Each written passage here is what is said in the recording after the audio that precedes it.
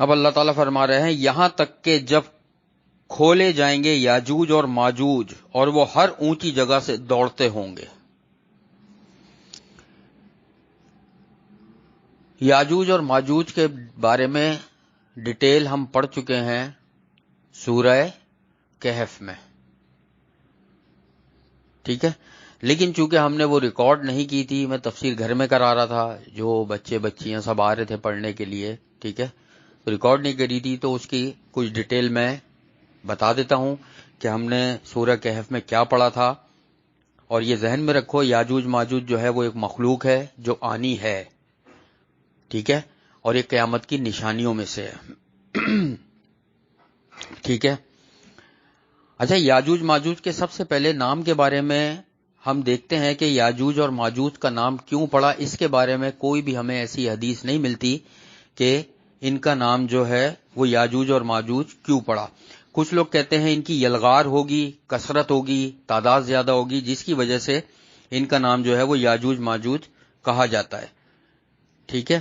اور یہ تاریخ کی مستند ترین کتابوں میں، جس میں سب سے ٹاپ پر البدایہ والنہایہ امام ابن کثیر رحمۃ اللہ نے لکھی ہے، اس میں بھی یہ بات لکھتے ہیں. اس کے علاوہ ابن عساکر ہو گئے یا ابن خلدون ہو گئے کہ یاجوج اور ماجوج جو ہیں وہ حضرت نوح علیہ السلام کی قوم میں سے تھے، ان کی اولادیں تھیں یہ، ٹھیک ہے.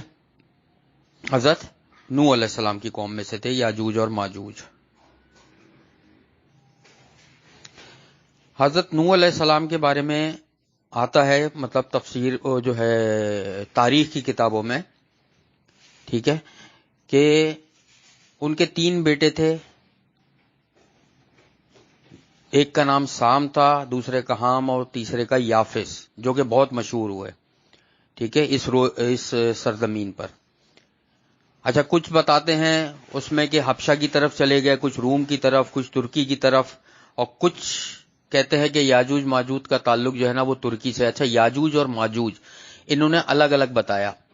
کچھ کہتے ہیں یاجوج ترکی سے ہیں، ماجوج رشیا سے تعلق رکھتے ہیں. کچھ کہتے ہیں کہ نہیں وہ روم سے تعلق رکھتے ہیں، وہ عراق سے. مختلف آتی ہیں کیونکہ اس میں مستند ترین بات حدیث میں نہیں آئی، یہ تو تاریخ کی کتابوں میں ہے، اس لیے ہم صحیح سے نہیں کہہ سکتے کہ یہ قوم کا اصل تعلق کہاں سے ہے. لیکن یافس جو تھے نا یہ ہیں ان کی اولادوں میں سے. یافس کی اولاد میں یاجوج ماجوج ہوئے، ٹھیک ہے. اور کچھ علاقہ، مطلب سوڈان کا ایسا علاقہ تھا جہاں پہ ان کی کچھ تعداد رہتی تھی. یہ تو میں نے صرف اس کی تھوڑی سی ہسٹری بتائی. اس کی کمپلیٹ ڈیٹیل البدایہ والنہایہ تاریخ کی کتاب میں امام ابن کثیر نے اب سے 700-750 سال پہلے لکھی مستند ترین کتاب ہے، ٹھیک ہے، جو سند سے ثابت ہے، پڑھنا چاہیے. اتنی ڈیٹیل ابھی ٹائم نہیں ہے کہ اس کتاب کے بارے میں بتاؤں. تو ابھی بات ہو رہی ہے صرف یاجوج اور ماجوج کی، ٹھیک ہے. اور اس میں کوئی شک نہیں کہ یاجوج ماجوج بنی آدم کی 2 بڑی قومیں ہیں، ٹھیک ہے. وہ بڑی قومیں کیسے ہیں ابھی آگے میں بتاتا ہوں، ٹھیک ہے. سورہ کہف میں ذوالقرنین کے قصے پر اگر نظر دوڑائیں تو اس سے پتہ چلے گا کہ انہوں نے کس طریقے سے یاجوج اور ماجوج کے ساتھ معاملہ کیا.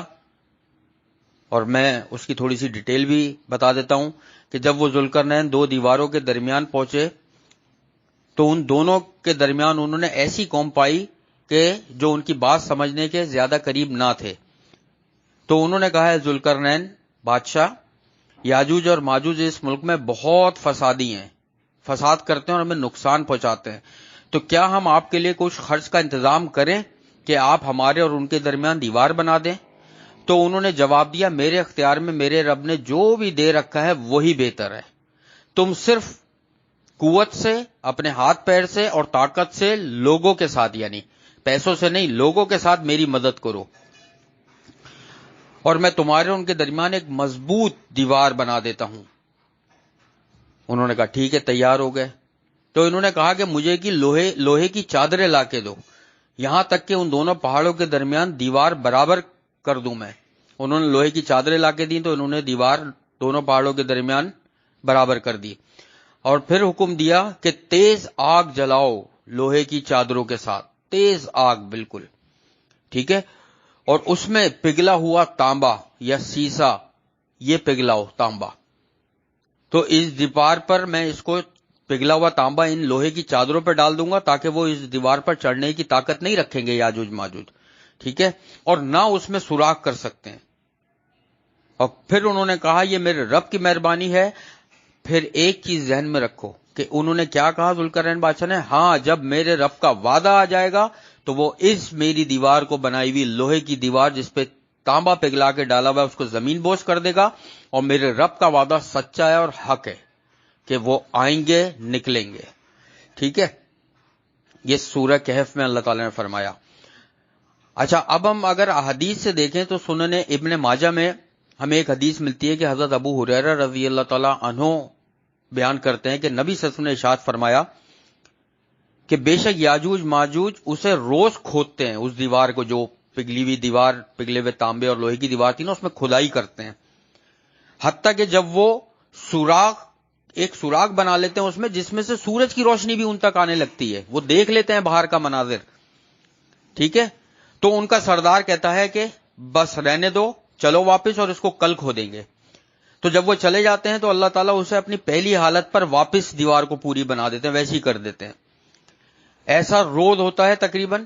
ٹھیک ہے, یہاں تک کہ جب مدت پوری ہو جائے گی اور اللہ تعالیٰ چاہے گا ان کو لوگوں پر بھیجنا تو وہ سوراخ کریں گے, اور حتیٰ کہ سوراخ سے جب سورج کی شعاعیں یعنی باہر کا نظر آنے لگے گا تو ان کا سردار کہے گا واپس چلو, باقی ہم کل انشاءاللہ اس کو کھو دیں گے. وہ انشاءاللہ کہہ دے گا. ٹھیک ہے, تو جب وہ اگلے دن واپس آئیں گے تو وہ اسی حالت میں ہوگا سوراخ, پھر وہ دیوار پوری نہیں بنی ہوئی ہوگی کیونکہ انہوں نے انشاءاللہ کہہ دیا ہوگا. ٹھیک ہے, تو وہ سوراخ کو کھودتے ہوئے باہر نکل آئیں گے اور وہ سارے پانی کو ختم کر دیں گے دنیا کا, پی جائیں گے, استعمال کر لیں گے. ٹھیک ہے, ختم کر دیں گے سارے پانی کو, اور پوری دنیا میں خشکی ہو جائے گی. اور لوگ ان سے بچنے کے لیے اپنے مکانوں میں, قلعوں میں, جھوپڑیوں میں, غاروں میں چلے جائیں گے, اور وہ اپنے تیر آسمان کی طرف چلائیں گے. تو وہ تیر اللہ کے حکم سے فرشتے خون آلودہ کر کے بھیج دے گا. ٹھیک ہے, تو وہ واپس آئیں گے تو وہ کہنا شروع کر دیں گے کہ ہم نے زمین والوں پر تو غالب آ گئے ہیں اور آسمان والوں پر بھی ہم غالب آ گئے ہیں, یعنی ہم نے سب کو ختم کر دیا. اچھا, یہ جو ہے کیا نام ہے, دجال کے بعد آئیں گے. تو حضرت عیسیٰ علیہ السلام آ چکے ہوں گے, تو حضرت عیسیٰ علیہ السلام کے ساتھ جو مسلمانوں کا لشکر ہے وہ ایک پہاڑ پر ہوگا, وہ بھی چھپے ہوئے ہوں گے ان سے. اتنی خطرناک قوم ہے یاجوج ماجوج جو آئے گی, کروڑوں اربوں کی تعداد میں ہوں گے یہ. ابھی بتاتا ہوں آگے وہ حدیث اور ایک اور. تو حضرت عیسیٰ علیہ السلام اور وہ مسلمان دعا کریں گے اللہ تعالیٰ سے کہ اللہ تو اس عذاب سے, اس مصیبت سے, ان لوگوں سے ہماری جان چھوڑا, یاجوج ماجوج سے. تو پھر کیا کرے گا اللہ تعالیٰ, ان کی گردن میں یا گدی میں کیڑا پیدا فرما دے گا, جو کیڑا آہستہ آہستہ ان کو کھاتا رہے گا, اور وہ ایک سے دوسرے تیسرے چوتھے سب کو لگتا رہے گا, اور وہ سارے جو ہے نا گر کے ختم ہوتے رہیں گے. تو نبی صلی اللہ علیہ وسلم نے ارشاد فرمائی, ذات کی قسم جس کے ہاتھ میں میری جان ہے, بے شک زمین کے جانور موٹے اور ان کے جسم بھر جائیں گے, یعنی کہ چربی سے بھر جائیں گے کھا کھا کے. ٹھیک ہے, اسی طریقے سے ایک اور حدیث ہے, صحیح بخاری کی حدیث ہے. وہ کیا ہے, ام حبیبہ بنت ابی سفیان رضی اللہ تعالی عنہا فرماتی ہیں, ٹھیک ہے, کہ نبی صلی اللہ علیہ وسلم ان کے پاس گھبراہٹ کی حالت میں آئے, کہ وہ بیٹھی ہوئی تھی, نبی صلی اللہ علیہ وسلم آئے, تھوڑی سی گھبراہٹ دیکھی کہ نبی صلی اللہ علیہ وسلم گھبراہٹ کی حالت میں ہے. داخل ہوئے اور نبی صلی اللہ علیہ وسلم نے فرمایا, لا الہ الا اللہ, عرب کو اس شر سے ہلاکت ہو جو قریب آ گیا ہے. یعنی نبی صلی اللہ علیہ وسلم نے فرمایا جو عرب ہے نا, اس کو اس شر سے, جو شر قریب آ گیا ہے, ہلاکت ہو. کیا شر قریب آ گیا ہے کہ نبی صلی اللہ علیہ وسلم نے ارشاد فرمایا, آج یاجوج ماجوج کی دیوار میں اتنا سوراخ ہو گیا ہے, انہوں نے اپنے انگوٹھے اور اس کے ساتھ والی انگلی کو ہلکا بنایا. نبی صلی اللہ علیہ وسلم نے ایسے انگوٹھے اور ساتھ والی انگلی کو ہلکا بنا کے بتایا کہ یاجوج ماجوج نے اتنا سوراخ آج کر لیا ہے دیوار میں کہ ان کو باہر کی شعاعیں نظر آنے لگی ہیں. تو زینب بنت جہش رضی اللہ عنہ فرماتی ہیں, میں نے کہا اے اللہ تعالیٰ کے نبی صلی اللہ علیہ وسلم, کیا ہمیں ہلاک کر دیا جائے گا, یعنی وہ ہم پر قابض آ جائیں گے, ہم سب ہلاک ہو جائیں گے, حالانکہ ہم میں نیک لوگ بھی ہوں گے. تو نبی صلی اللہ علیہ وسلم نے ارشاد فرمایا, ہاں جب برائی زیادہ ہو جائے گی تو سب کو ہلاک کر دیا جائے گا. ٹھیک ہے. اچھا, اس میں ایک اور حدیث بھی ہے, وہ حدیث کیا ہے اس حدیث کے راوی ہیں ابو سعید خضری رضی اللہ تعالی عنہ، اور یہ صحیح بخاری کی حدیث ہے. یہ طویل حدیث ہے کیونکہ یاجوج ماجوج کے بارے میں بہت ساری چیزیں اس حدیث میں کلیئر ہوں گی، اس لیے میں اس حدیث کو سمجھتا ہوں ضروری کہ بتانا ہوں. صحیح بخاری کی حدیث ہے، ٹاپ کلاس صحیح حدیث ہے کہ ابو سعید خضری رضی اللہ عنہ نے بیان کیا کہ نبی صلی اللہ علیہ وسلم نے ارشاد فرمایا، اللہ تعالیٰ قیامت والے دن فرمائے گا، اے آدم علیہ السلام. وہ کہیں گے میں حاضر ہوں اور فرما بردار ہوں، اور ہر بھلائی اللہ تعالیٰ آپ ہی کے ہاتھ میں ہے.